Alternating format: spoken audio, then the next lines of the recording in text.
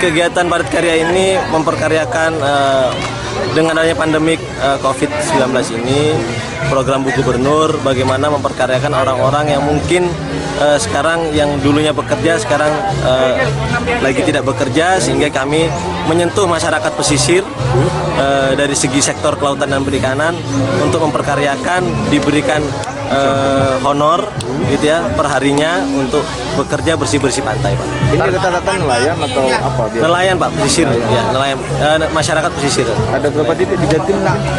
Titik di Jatim kira-kira ada 36 titik, Pak. Jadi ada satu kabupaten yang dua kegiatan.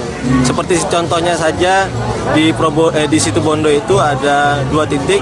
Yang satu melakukan underwater clean up, yang satunya beach clean up. Jadi underwater clean up juga ini baru pertama kali di Jawa Timur melakukan. Jadi bukan hanya bersih-bersih pantai di atas, di bawah pun yang di karang pun kita bersihkan. Kalau yang di Bohai ini apa aja? Di Bohai ini beach clean up, bersih-bersih pantai pada saat ini. Dan juga beberapa kita memberikan stimulan-stimulan kayak alat selam dan lain-lain. Kenapa memilih Bohai mungkin?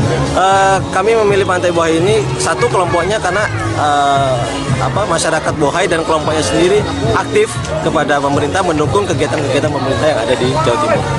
Kita programnya itu ada beberapa pantai yang beach clean ini, diantaranya Gili dan Pantai Kuta dan Pantai Bahak. Cuman karena berkaitan anggaran yang terjadi revisi ini, sehingga hanya realisasi satu program yang ada di Pantai Bahak.